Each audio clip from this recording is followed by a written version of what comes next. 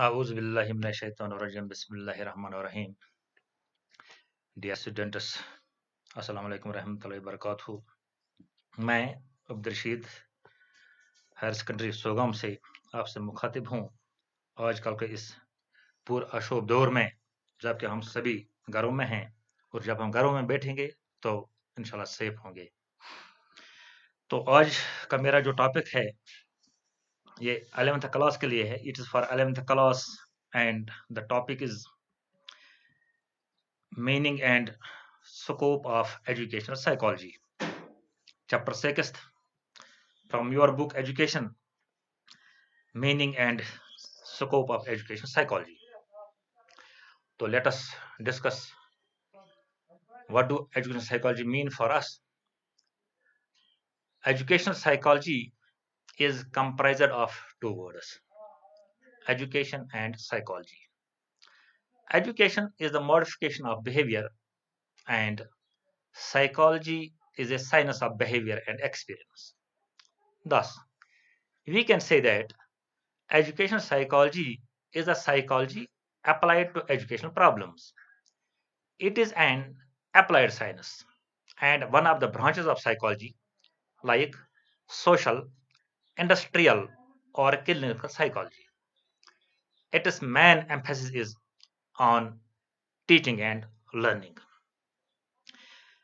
There are different views and definitions by the different thinkers or rather psychologists which are as under. First of all, we may go through the Sickner's view. As per Sickner, educational psychology is that branch of science which deals with the teaching and learning. According to him, teaching and learning are the most important problems, areas or fields of educational psychology. Now, let us discuss what Sitter says. According to Sitter, educational psychology is the study of individual differences in intelligence and child development.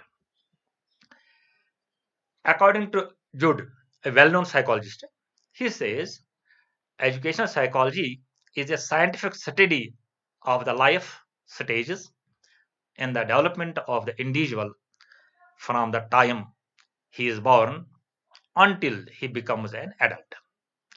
Now, according to Crow and Crow, he says that educational psychology describes and explains the learning experiences of an individual from birth through old age.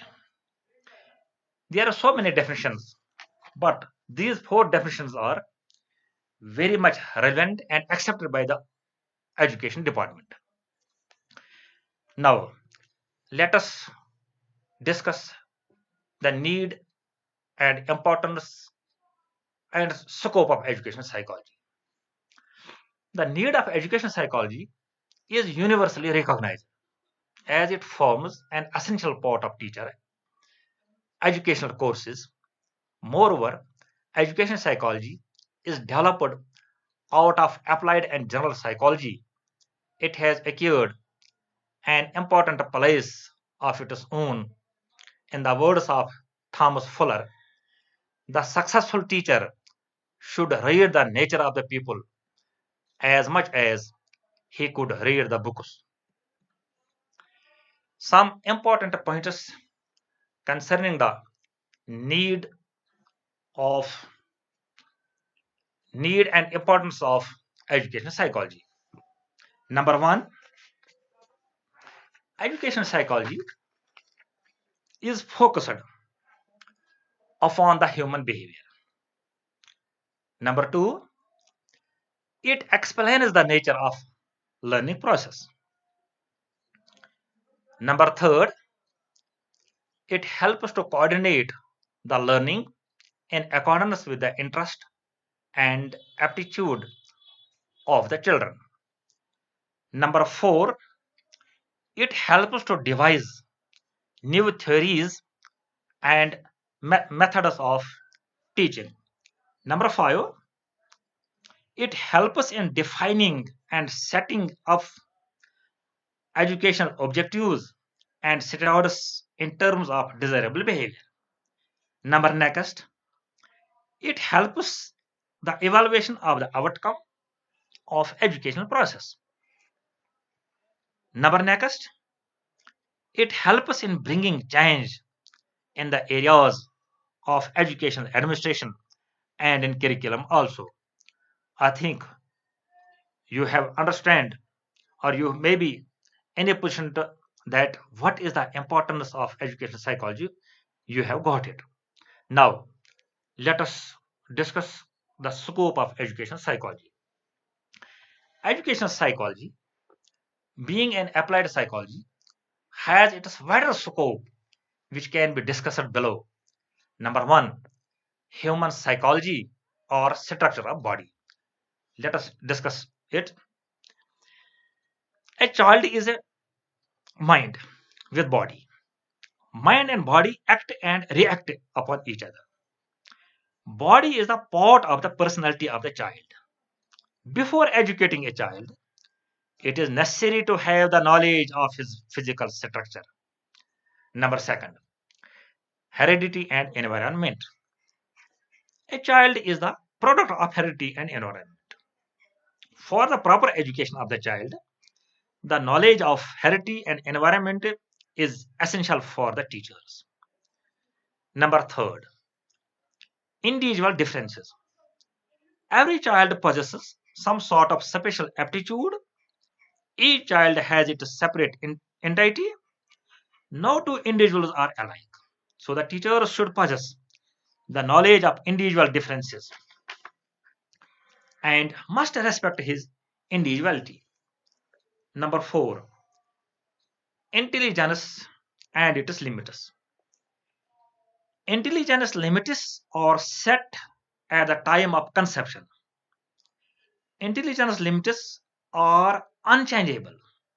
So the teacher should take care of the intelligence limits of the child while educating him. Number five, study of behavior. Psychology is the study of behavior. Through his behavior, a person expresses his attitude towards society. Through education psychology, these activities and behavior are made a subject of society. Number six, mental hygiene and abnormalities. Mental hygiene and abnormalities are important subjects of study under educational psychology. Teacher has to impart a special type of education for abnormal children. He is also able to remove the abnormalities with the help of his knowledge and mental hygiene. Number last, development of character. The aim of education is to develop the character of the child. The development of the character to a very great extent depends upon the environment. The environment is formed by the society. Able educationists and competent psychologists can help to bring about a health environment in the society. In this way, they can also help to provide development of the character of the child. It is with this aim in view that the development of the character is studied under education psychology. The teacher should try to develop the character of the students on the basis of the principles of psychology. At last, we can say that educational psychology uses the scientific methodology when to teach, what to teach, and how to teach are the questions of education psychology which it tries to answer to make the education of the child more effective, meaningful, and useful. Thank you very much.